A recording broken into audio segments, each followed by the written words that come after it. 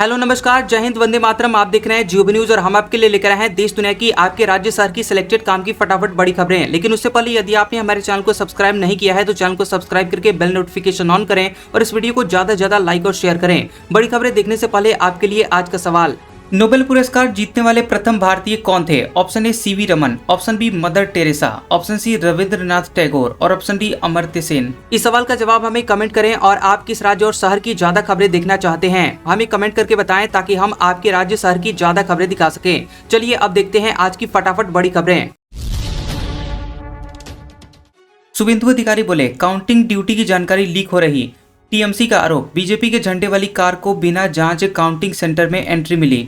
पश्चिम बंगाल में शुभेंदु अधिकारी ने कहा कि काउंटिंग ड्यूटी पर तैनात कई अधिकारी अपनी ड्यूटी लोकेशन और पद की जानकारी अपने विभागीय संगठनों और एसोसिएशन को शेयर कर रहे हैं। उन्होंने इसे नियमों के खिलाफ बताया। शुभेंदु ने एक्स पर पोस्ट करके व्हाट्सएप मैसेज के स्क्रीनशॉट भी शेयर किए हैं। उन्होंने कहा कि एक स्प्रेडशीट और लिस्ट सर्कुलेट हो रही है जिसमें अधिकारी अपनी इलेक्शन ड्यूटी की जानकारी और काउंटिंग में उनकी भूमिका बता रहे हैं। बता दें कि कोलकाता के भवानीपुर विधानसभा क्षेत्र में रिजल्ट से एक दिन पहले काउंटिंग सेंटर के बाहर हंगामा हुआ। टीएमसी के कार्यकर्ताओं का आरोप है कि बीजेपी के झंडे वाली कार को बिना जांच किए स्ट्रांग रूम परिसर में एंट्री दी गई। इधर चुनाव आयोग ने फाल्ता विधानसभा क्षेत्र के सभी 285 पोलिंग स्टेशनों पर 21 मई को दोबारा मतदान कराने का आदेश दिया है। काउंटिंग 24 मई को होगी। इलेक्शन कमीशन ऑफ इंडिया के मुताबिक 29 अप्रैल को यहां वोटिंग के दौरान चुनावी नियमों का उल्लंघन हुआ था। यूपी में स्मार्ट मीटर उखाड़कर पावर हाउस में फेंके, लखनऊ में घसीटकर ले गई पुलिस। कानपुर, वाराणसी और प्रयागराज में भी प्रदर्शन। यूपी में स्मार्ट मीटर का विरोध बढ़ता जा रहा है। आगरा, प्रयागराज, कानपुर, लखनऊ, फतेहपुर और वाराणसी में स्मार्ट मीटर को लेकर प्रदर्शन हुए हैं। फतेहपुर में बिजली उपभोक्ताओं ने स्मार्ट मीटर उखाड़कर पावर हाउस में फेंक दिए। आगरा में महिलाओं ने घरों से स्मार्ट मीटर उखाड़कर सड़कों पर फेंक दिए और कहा कि स्मार्ट नहीं, पुराना वाला मीटर हमें चाहिए। स्मार्ट मीटर लगने के बाद से बिजली बिल ज़्यादा आ रहा है। एडवांस में रुपए जमा कराए जा रहे हैं और रुपए जमा करने पर भी बिजली कट रही है। पता करने पर कहते हैं कि बैलेंस माइनस में है और यहाँ 2 दिन पहले भी प्रदर्शन हुआ था। तिरुपति लड्डू विवाद, बिना जांच के इस्तेमाल हुआ 70 लाख किलो घी। न सप्लायर्स को ब्लैकलिस्ट किया गया और न ही खरीद रोकी गई। आंध्र प्रदेश में तिरुमला तिरुपति देवस्थानम के लड्डू प्रसाद के लिए घी खरीद में गंभीर अनियमितताओं और संगठित नेटवर्क का खुलासा हुआ है। एक सदस्यीय जांच समिति की रिपोर्ट के मुताबिक करीब 70 लाख किलो घी बिना अनिवार्य जांच के खरीदा गया और कई मामलों में लैब रिपोर्ट आने से पहले ही उसे प्रसाद में इस्तेमाल कर लिया गया। समिति ने बड़े स्तर पर प्रशासनिक विफलताओं, प्रक्रिया में उल्लंघन और संभावित मिलीभगत के आरोप लगाए हैं। इस समिति का कहना है कि इन्हीं वजहों से मिलावटी घी की सप्लाई संभव हो सकी है। रिपोर्ट में पूर्व कार्यकारी अधिकारी एवी धर्मा रेड्डी को प्रमुख जिम्मेदार बताया जा रहा है। समिति ने उन पर टेंडर नियमों को कमजोर करने, मिलावट की पुष्टि के बाद भी कार्रवाई न करने, संदिग्ध सप्लायर्स को काम जारी रखने देने जैसे आरोप लगाए हैं। भारत का सबसे बड़ा प्राइवेट सैटेलाइट दृष्टि लॉन्च, ऑप्टिकल और रडार दोनों से फोटो ले सकता है। ऐसा करने वाला दुनिया का पहला उपग्रह। भारतीय स्टार्टअप गैलेक्स एआई ने अमेरिकी कंपनी स्पेसएक्स के फाल्कन 9 रॉकेट से अपना पहला सैटेलाइट दृष्टि लॉन्च किया है। 190 किलो वजन के साथ दृष्टि भारत का सबसे बड़ा प्राइवेट सैटेलाइट है। दृष्टि सैटेलाइट एक साथ ऑप्टिकल और रडार दोनों से फोटो ले सकता है और अब तक दुनिया में सैटेलाइट या तो मल्टी स्पेक्ट्रल या फिर हाइपर स्पेक्ट्रल ऑप्टिकल इमेज लेते थे या SAR तकनीक का इस्तेमाल करते थे। ऑप्टिकल इमेज साफ और समझने में आसान होती है। SAR यानी सिंथेटिक अपर्चर रडार तकनीक बादलों, बारिश या रात में भी इमेजिंग कर सकती है। गैलेक्स एआई ने टेक्नोलॉजी को ऑप्टो SAR नाम दिया है। पाकिस्तान में 11% तक जा सकती है महंगाई दर। डॉलर के मुकाबले पाकिस्तानी रुपया 298 तक पहुंच सकता है। वजह है कच्चे तेल का महंगा होना। मिडिल ईस्ट में जारी तनाव और बढ़ते हुए तेल संकट के कारण पाकिस्तान की अर्थव्यवस्था पर दबाव और बढ़ने वाला है। अगर अंतर्राष्ट्रीय बाजार में कच्चे तेल की कीमतें बढ़ती रहीं तो पाकिस्तान में महंगाई दर फिर से दहाई के आंकड़े को पार कर 11% तक पहुंच सकती है। इसके अलावा डॉलर के मुकाबले पाकिस्तानी रुपए की कीमत 298 तक जा सकती है। डॉन और टॉप लाइन सिक्योरिटीज लिमिटेड की पाकिस्तान स्ट्रेटेजी रिपोर्ट में इस बात की जानकारी दी गई है। इंश्योरेंस सेक्टर में 100% एफडीआई को सरकार की मंजूरी। ऑटोमेटिक रूट से विदेशी निवेश का रास्ता साफ। एलआईसी में लिमिट 20% ही रहेगी। केंद्र सरकार ने इंश्योरेंस सेक्टर में 100% फॉरेन डायरेक्ट इन्वेस्टमेंट यानी एफडीआई को मंजूरी दे दी है। अब विदेशी निवेशक ऑटोमेटिक रूट से यहां भारतीय इंश्योरेंस कंपनियों में पूरी हिस्सेदारी ले सकेंगे। हालांकि एलआईसी के लिए निवेश की सीमा 20% पर ही बरकरार रखी गई है। सरकार के नोटिफिकेशन के मुताबिक इंश्योरेंस सेक्टर में विदेशी निवेश बीमा अधिनियम 1938 के प्रावधानों के अधीन होगा।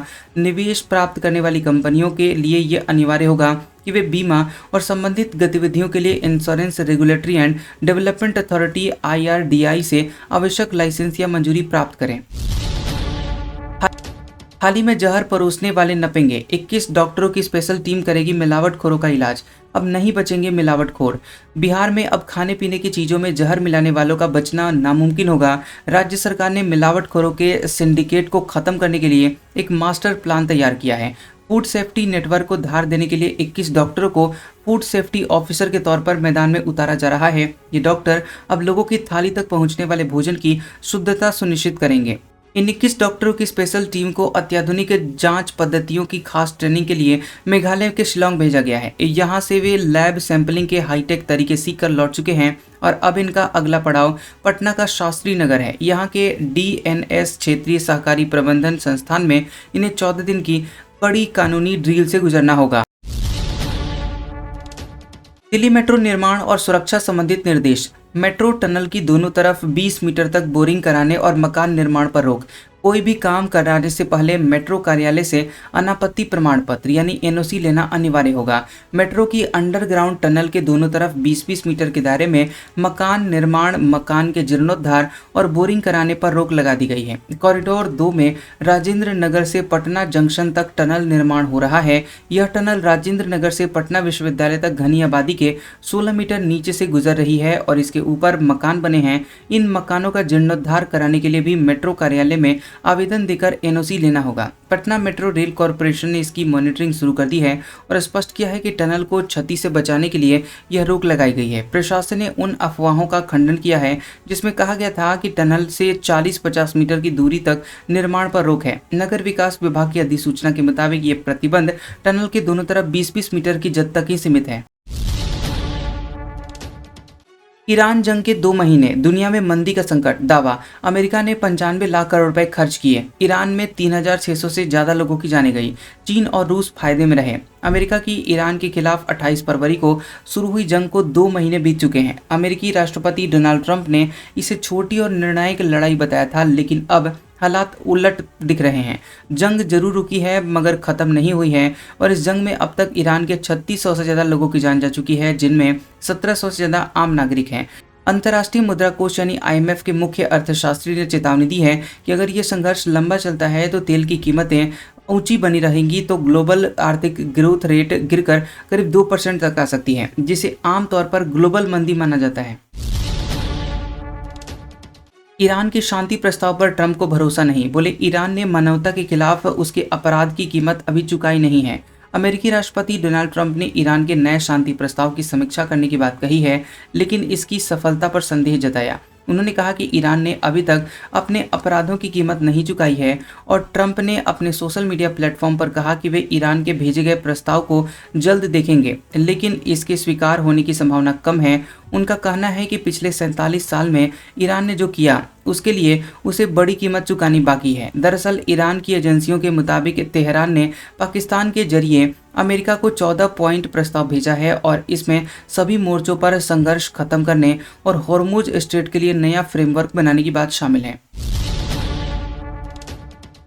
ईरान बोला, होर्मुज को अमेरिकी सेना की कब्रगाह बना देंगे। अमेरिकी जहाज़ों का वही अंजाम होगा जो उसके F-15 फाइटर जेट का हुआ था।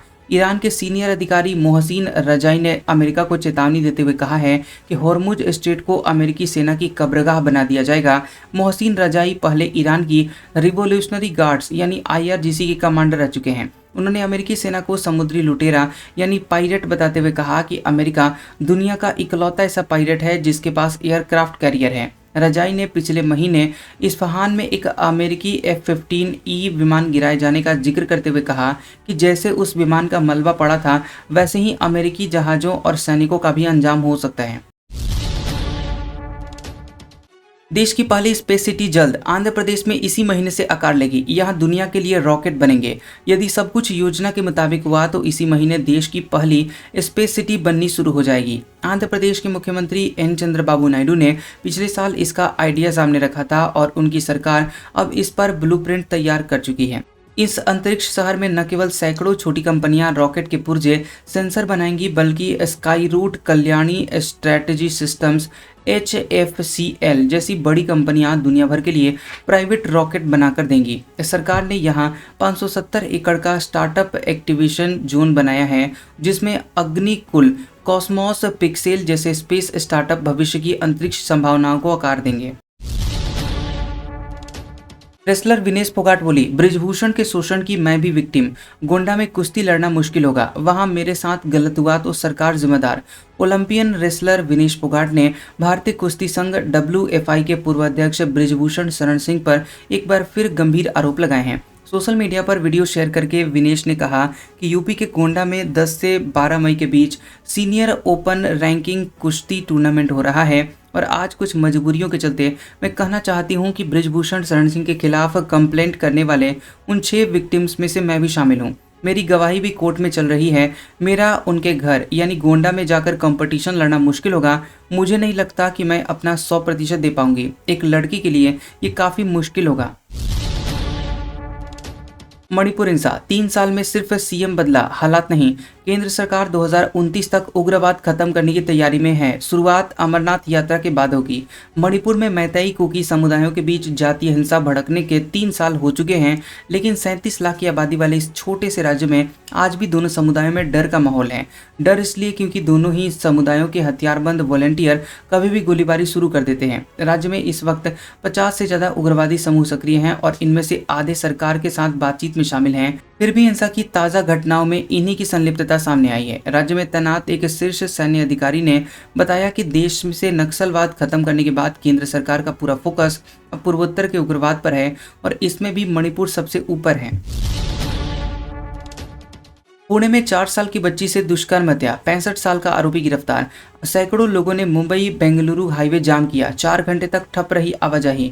महाराष्ट्र के पुणे में 1 मई को 4 साल की बच्ची से दुष्कर्म के बाद पत्थर से कुचलकर उसकी हत्या कर दी गई थी और पुलिस ने दुष्कर्म हत्या के आरोप में एक 65 साल के बुजुर्ग को गिरफ्तार किया है। घटना के विरोध में सैकड़ों लोगों ने पुणे बेंगलुरु हाईवे पर प्रदर्शन किया और इससे हाईवे जाम हो गया। प्रदर्शन के चलते हाईवे करीब 4 घंटे तक ठप रहा और लंबा जाम लग गया। देवेंद्र फडणवीस महाराष्ट्र के सीएम ने कहा है कि सरकार इस मामले की सुनवाई फास्ट ट्रैक कोर्ट में करेगी और अपराधी को फांसी की सजा मांगेगी।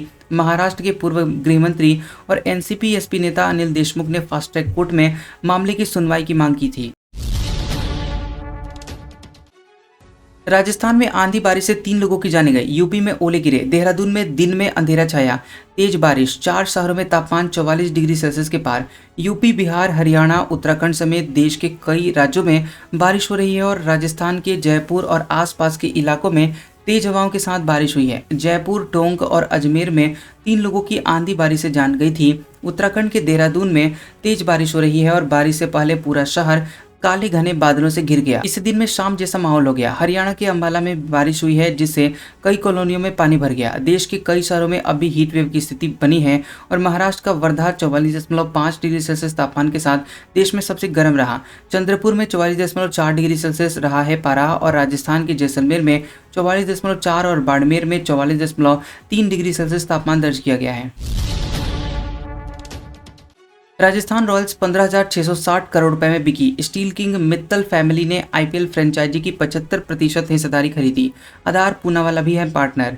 आईपीएल फ्रेंचाइजी राजस्थान रॉयल्स को दुनिया के नंबर 1 स्टील कारोबारी लक्ष्मी निवास मित्तल और आदित्य मित्तल ने खरीद लिया है। आधार पूनावाला भी इसमें पार्टनर है और इस डील की अनुमानित एंटरप्राइज वैल्यू करीब 1.65 बिलियन अमेरिकी डॉलर यानी करीब 15,660 करोड़ रुपए बताई जा रही है, जो कि इसे आईपीएल के इतिहास की सबसे बड़ी निवेश डील्स में शामिल करती है। डील पूरी होने के बाद मित्तल परिवार के पास राजस्थान रॉयल्स की लगभग 75% हिस्सेदारी होगी, जबकि आधार पूनावाला की करीब 18% हिस्सेदारी के साथ वो साझेदार बने रहेंगे।